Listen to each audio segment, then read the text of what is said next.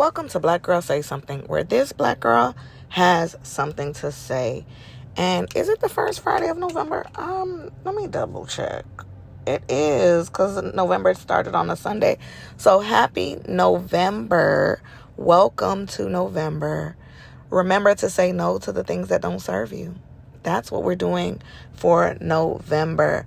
No misery is worth complaining about, but I will say this, that I'm coming into my second term as a professor in the contract that I had secured back in August. And I wanted to share with y'all the most interesting thing in my 20 years of being on social media, of being on Facebook and all that jazz.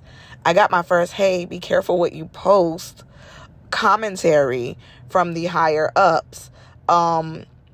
It's interesting how people can be a detriment to themselves and not take accountability and be a detriment to their future. And ultimately, when we're talking about a space that you want to enter into, you're not going to like the people, but you have to understand the part that you play in your own success and in your own failures. Everyone wants to be okay with admitting the part that they play in their success, but they never want to admit the part that they play in their failures. And not to stay on that topic too long, because that's not necessarily the topic of this episode, is I've had a lot of professors that I didn't like. Okay? A lot of professors that I didn't like. But that never stopped me from understanding that their job is to teach, and my job at the time was to learn. And if I was not learning, I had to change my way of thinking in order to absorb the information.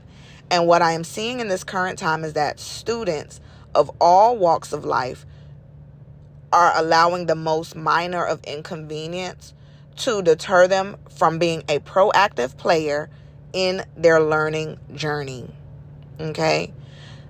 There's so many examples that I can give, but I won't do it necessarily right here. I think I'm going to share them over on Patreon. So become a subscriber over there. That's why I'll do it, because there's some more specific things that I want to talk about and that I want to mention, and I don't want it to be taken and not necessarily used against me, because that's another topic for another day.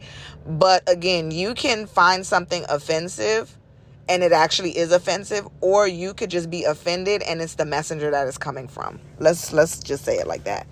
And with that being said, the post I posted on Facebook, Professor Chronicles, I've been doing it for the better part of since I started being a professor in 2022. Y'all know, for those who OG know me in real life. And Professor Chronicles is just something where I have a lot of people on my page who are also educators, and it is a place where we share it. I'm not like a big creator on Facebook or anything. But what I said was, hey, Professor Chronicles week 8. And yes, I work at a number of institutions. That got to start with that. So no telling where or who, what, where, when. But Professor Chronicles 8, week 8 is me pretty much saying, or some things that I experienced. And you don't know where I work. You don't know whatever. But a student emailed me and said, she's with child and she's not happy about it. And another student let me know she didn't come to class because she was suspended. I'm so ready for finals. And because of that, someone took that. Mind you, the post had like one reaction. A good friend of mine who I've known for a very long time. It had one reaction. So that means someone went digging for that to send to leadership to say, hey, this professor's posting about us on Facebook, fire her. And I've overheard students in certain capacities say, yeah, I'm responsible for this professor getting fired. I'm responsible for this professor getting fired. And they don't know that I know the backstory, that the person actually genuinely quit because some people take assignments just to fill a space for a certain period of time, right? So like with me, I'm filling the gap. Once I no longer feel like filling the gap, then I find something else to do. And that's kind of why I left full-time professorship, full-time leadership, in order to be part-time in all of these different capacities, because there's not this. My responsibility is to teach, and I love to teach. I don't like the administrative part that comes with being full time, right? And I felt like because whatever I find my hands to do, I do it well. I don't do it just a little bit well. I do it exceedingly and abundantly in the capacity that is given to me. I go above and beyond.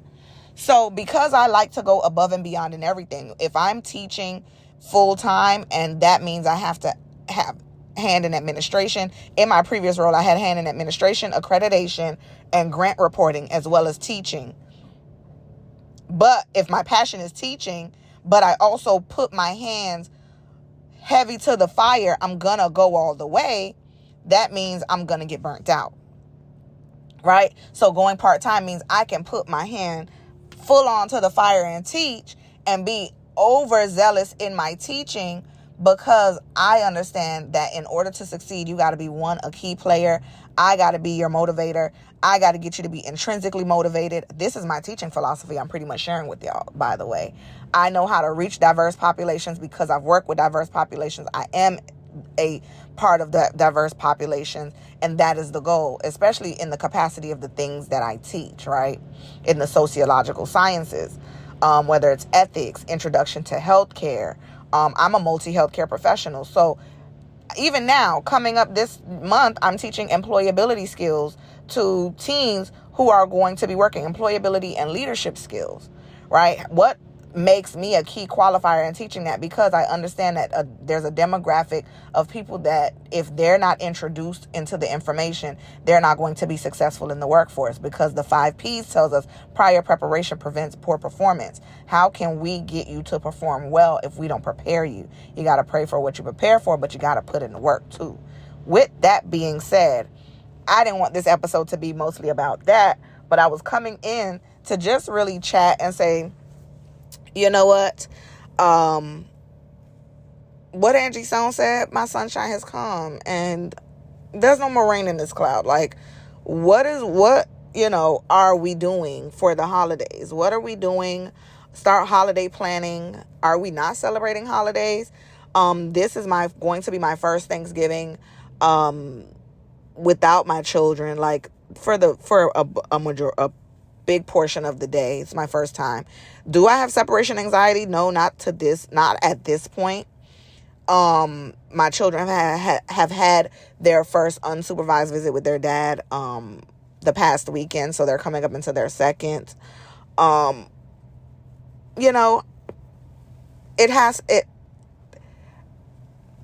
Living life to the capacity of how much I have lived life, I've always been adaptable. I'm not some crazy psycho woman that is like, if it's not my way, it's the highway.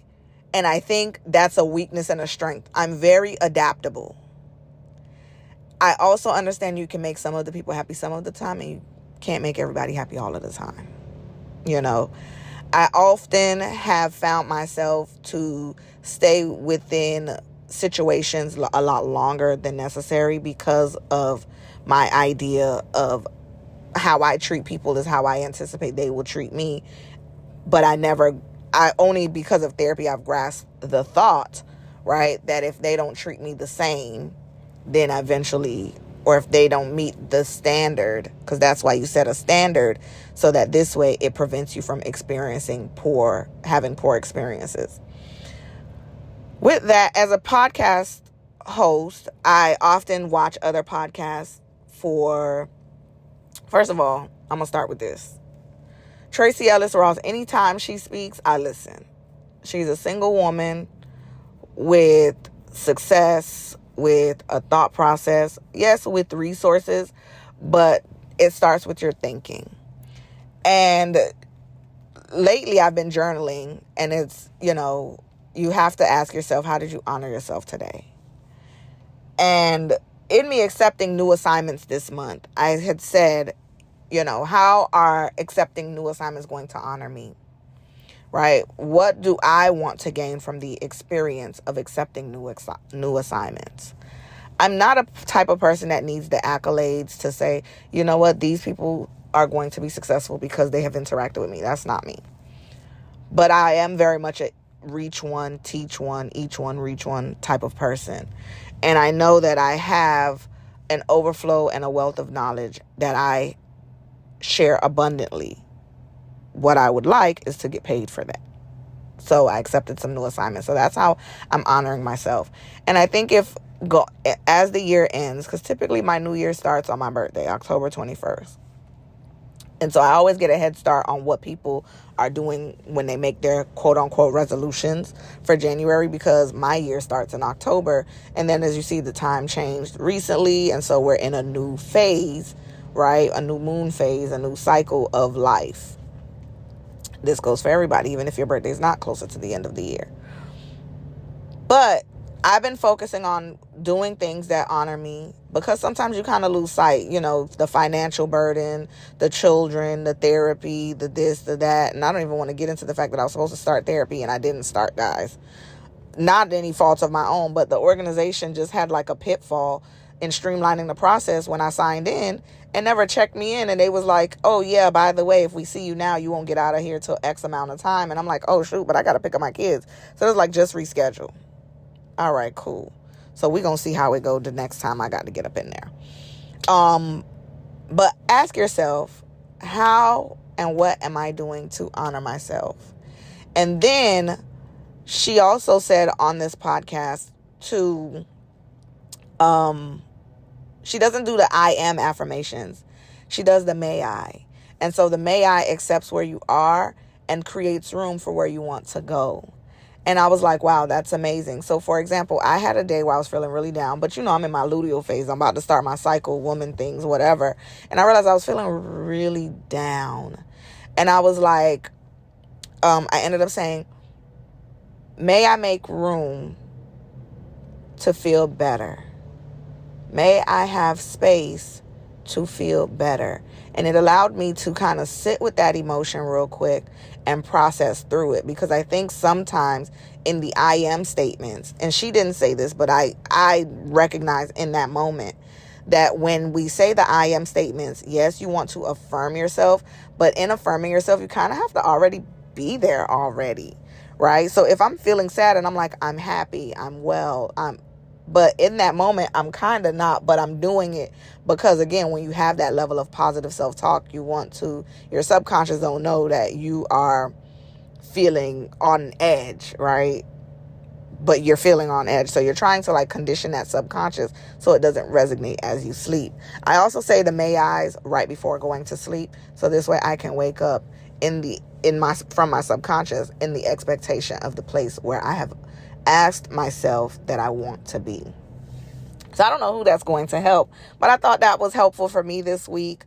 I think going forward with the podcast, I've been taking note of what episodes are doing well and what episodes aren't doing well, and kind of creating a space where I want to get back to either teaching in my podcasting or going back to some realizations, because there are some that I still haven't talked about. Like I documented them and I never posted the episode.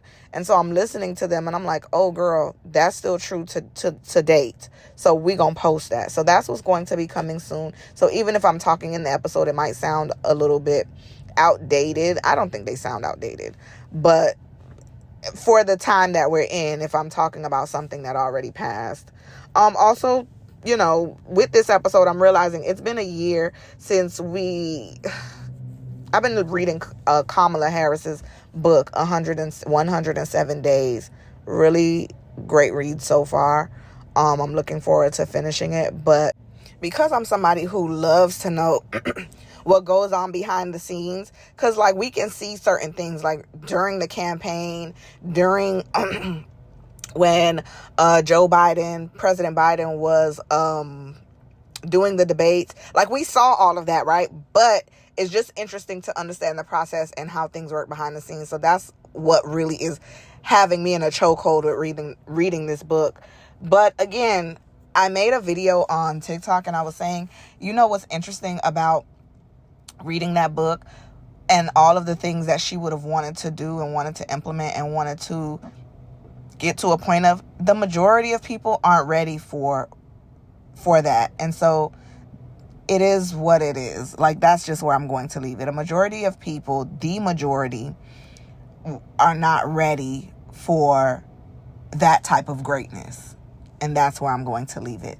Anywho, if you got something from this episode, share this with at least one person. That's all I ask. And if you made it this far, go ahead and share this, which I said already, but also follow us on TikTok, like us on Facebook, subscribe to our YouTube, and you can subscribe over on Patreon as well for a small monthly fee. And that just really helps with you gaining access to the content. You can also subscribe to Patreon for free, because sometimes I do post free updates for those that subscribe, and I appreciate all of the love and the support.